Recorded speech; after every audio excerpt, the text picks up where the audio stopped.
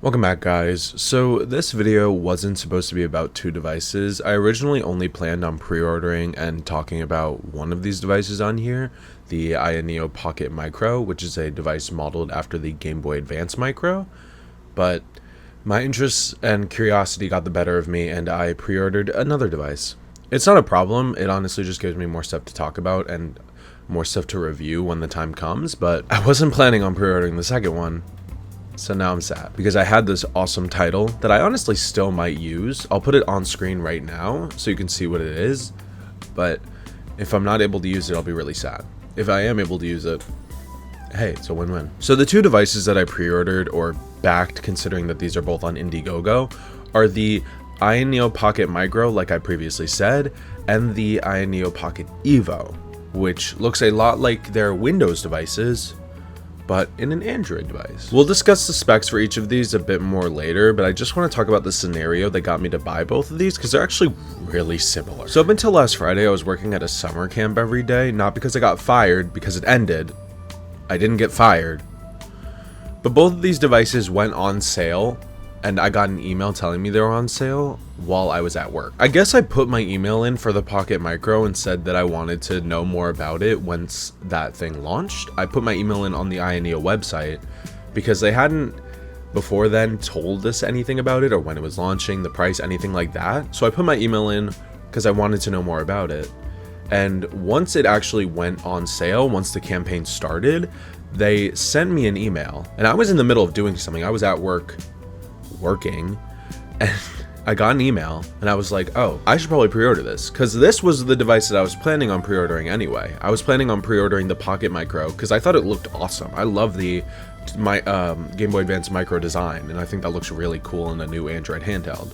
So I'd been planning on pre-ordering that one, but I wasn't sure if I should do it right then and there. But I pulled out my phone, wasn't really thinking, like if I had critical thinking skills, I might have waited a little bit.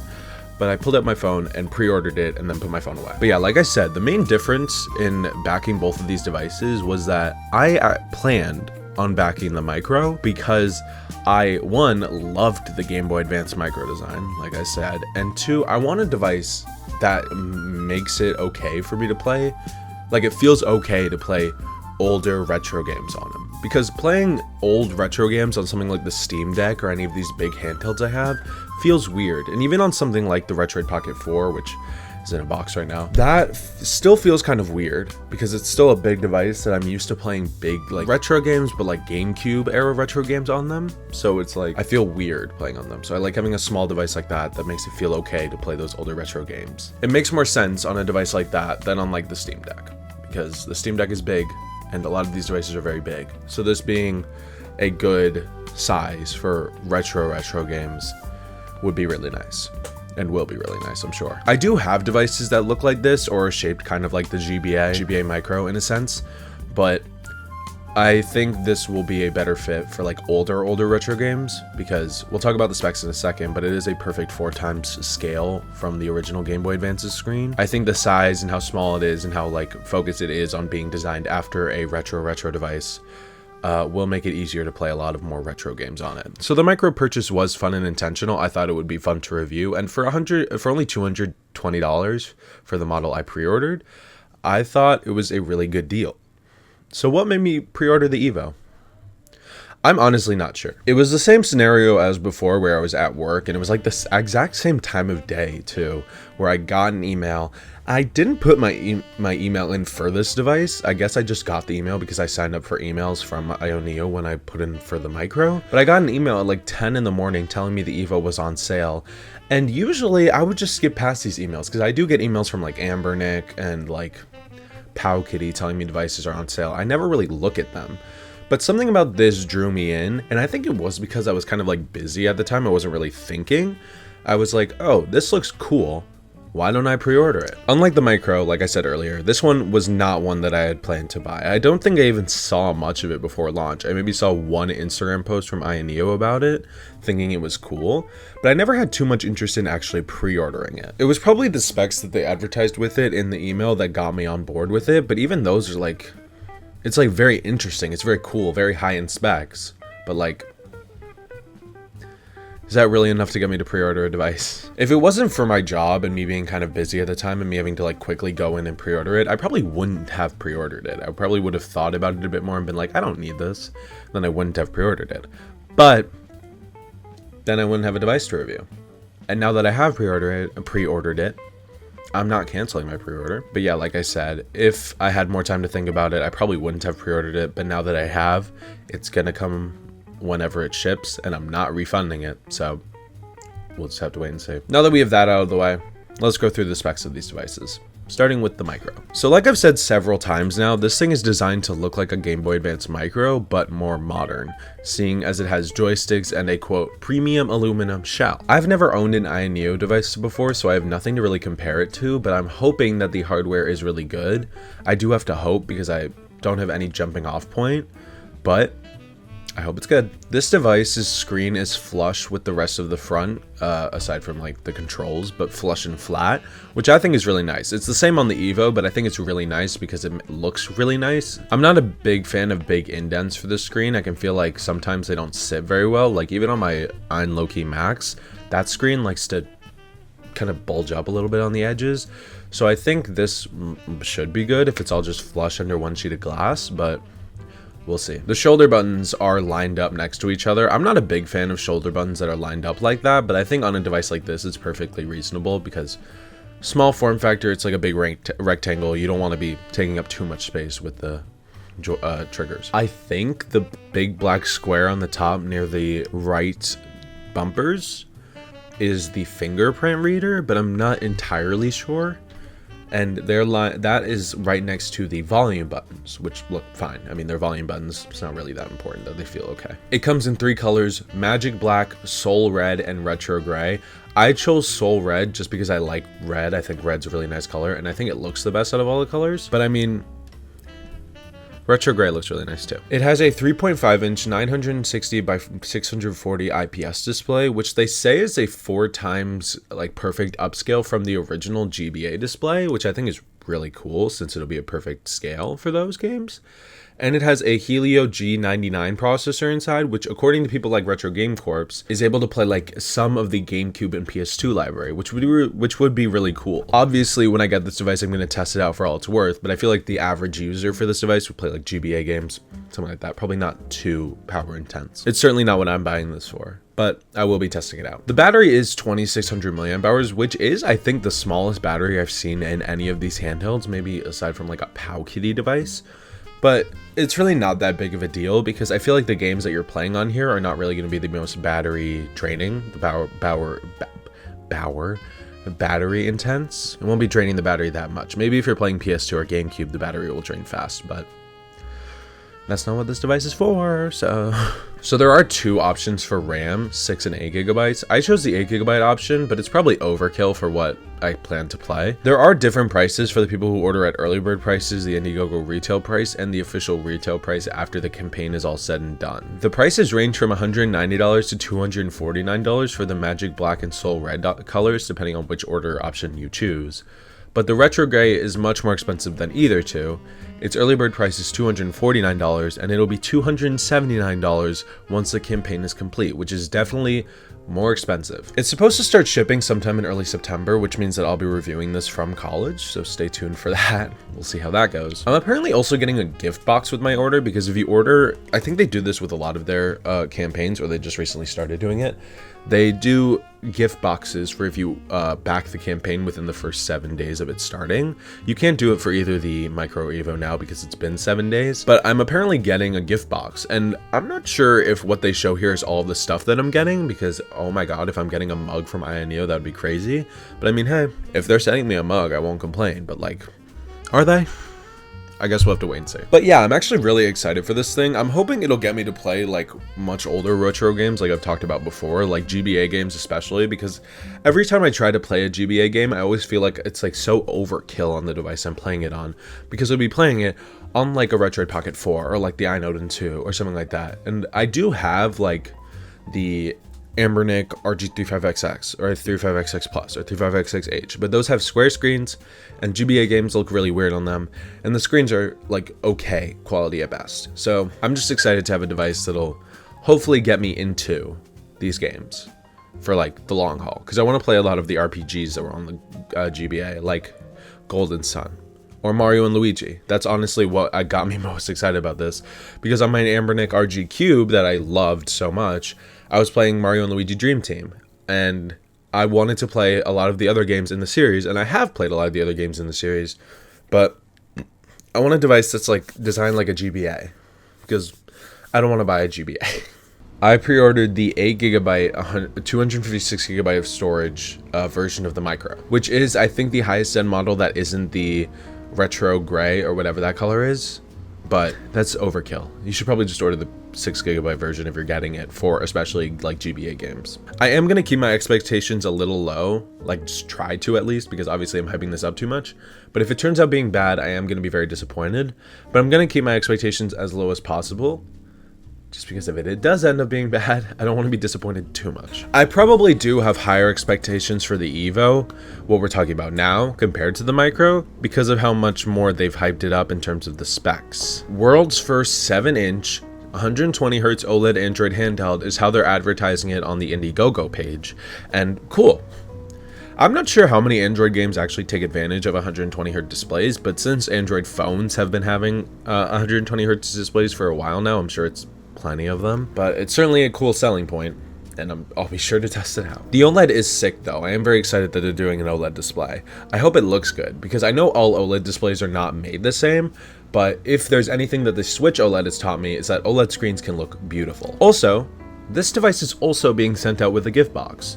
Now this one, currently, I don't know what's in it, because they haven't finalized that yet, but I mean, gift box, hey, I'm not complaining. Yeah, today as I'm recording this is the last day, I think, or maybe yesterday was the last day to pre-order the Pocket Evo and get a gift box included, which means that you can't get the gift box anymore, I guess, but I'm getting a gift box.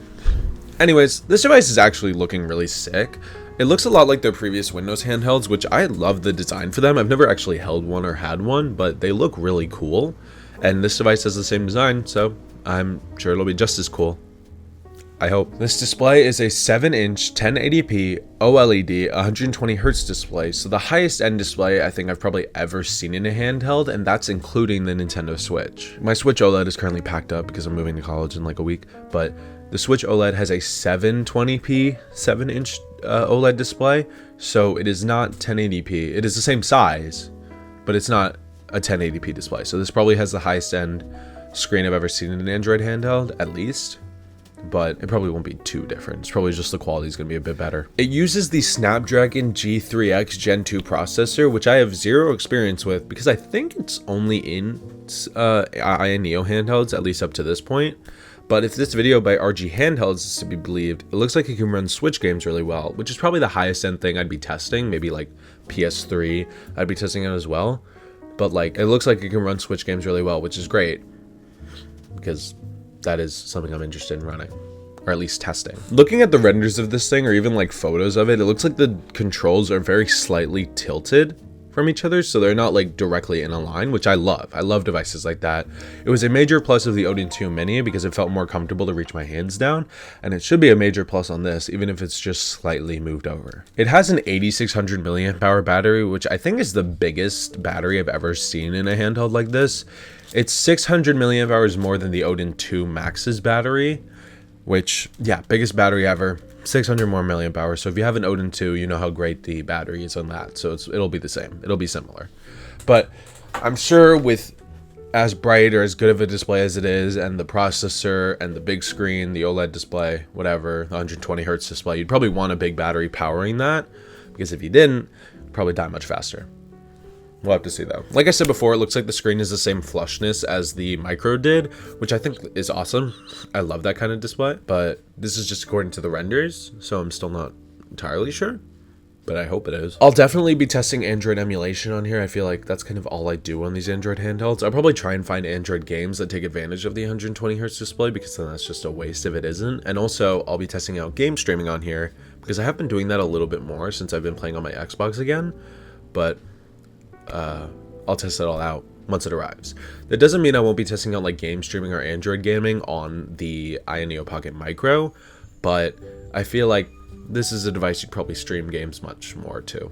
Like, this device is like a streaming device. It's like the Logitech G Cloud. Like you'd stream on this, you played Android games. The Micro is for like GBA or really retro games emulation. One of the two. It's like the difference is clear. Not saying you can't stream to the Pocket Micro, because that thing is using Android as well, but I feel like it's very obvious which one you'd rather stream to. So this device actually has 4 models you can choose from, technically 5, but we'll talk about that in a second. And all of them have 3 different prices in the same vein as the Micro did. You have the choice between 8, 12, and 16 gigabytes of RAM for each option, which all come with their corresponding storage capacity, all except for the 16 gigabyte option, which also has an option for 1 terabyte of storage. Why you'd need that much for an Android handheld is beyond me, but hey, it's nice to have the choice. I mean, especially looking at that starting price of $590 and a retail price of $760. But hey, it's your decision. If you want to get it, you can. I chose the 12 gigabyte model, which, if the Odin 2 Mini has taught me anything, should be more than enough or perfectly fine for anything I really want to emulate. And it cost me $459 since I got it at the Indiegogo early bird price. They also let you choose between black and white for each model. I chose the white model just because I think it looks nicer and kind of more iconic, but the black model probably also looks really nice. Not much more to say beyond that. Right below the prices for those though, you'll see the 5th option that I briefly talked about like a second ago. Their Retro Power Limited Edition option. Now this one is obviously colored like a retro gaming device or something like that. It does suck that you'd have to go with this to get that color, but the options are good enough. I think black and white look awesome anyway. My main question here though has to do with the numbers under the prices, because they're the same for every price. This is just the same like early bird, IGG retail, and official retail prices. So it defaults to 1 terabyte of storage, which is fine. I mean, honestly, like I said before, I kind of think that's overkill, especially for an Android gaming device. I feel like that'd be more welcome on like a Windows gaming device, because Windows games usually take up a lot more storage, but that's fine here. If you're gonna be at $640 for your cheapest option, might as well put 1 terabyte of storage anyway. But what does that number next to it say? 24 gigabytes of RAM? Why? I genuinely need an answer for this, so if any of you can tell me in the comments down below why you'd need that much, please tell me. I will be forever grateful. But what could you possibly need 24 gigabytes of RAM for in an Android gaming device? Because Android gaming, a lot of what people do on Android gaming is like Genshin Impact and emulation. And from what I've seen in the Odin 2 Mini, you really don't need that much just to emulate Switch games. So I need to know, if someone in the comments could please tell me why you need 24 gigabytes of RAM. Because I have 16 gigabytes of RAM in my Odin 2 Max, and that already feels like way too much. Like, yay, big number, but if 8 gigabytes of RAM is good enough for Switch emulation on a good processor, what could you possibly need 24 gigabytes for? Please, someone tell me. I need to know badly. Anyway, the Retro Power color looks cool. I didn't buy it because I didn't want to spend that much money, and I also don't need that much RAM. I'm happy with both of my purchases, and I'm excited for both of them to arrive whenever they do. Both of them look awesome, and I'm sure they're both going to serve different purposes in my life, so they're both going to be justified purchases, hopefully. We'll find more about the Micro sooner than the Evo, since the Evo is supposed to ship, like I said, I think early November, something like that. I did tell it to ship to my college address, so hopefully it arrives before the week I'm home for Thanksgiving, and especially before I come home for Christmas. But all that remains to be seen. But I am very excited for these devices. I'm sure they're going to be great. I'm sure the specs on this one are going to look really cool, on the Evo I mean, but also I'm excited for the Micro, because like I said before several times, I want to get into playing a lot more retro games, like GBA games. But I don't have a GBA, and I feel like playing on anything but something that looks like a GBA, like a Micro, or like, I don't know, something that is a GBA would be very weird and doesn't feel right. Like, I've tried playing GBA games on like the Retro Pocket 4, and then I'm always in the back of my head thinking, why am I playing a GBA game? This thing can play Switch games.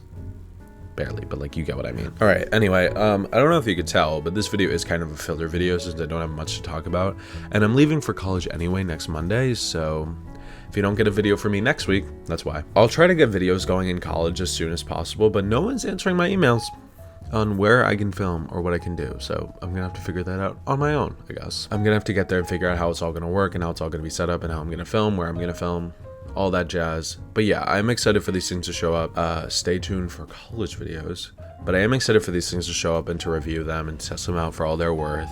But for now, all I can do is wait. But what do you guys think of these devices? Have you backed either of them? Do you think they're dumb? Do you know why an Android device would need 24 gigabytes of RAM? Please let me know in the comments down below, and I will see you next time. Probably not next week, because I'm gonna have to figure out how everything's working in college, but next time.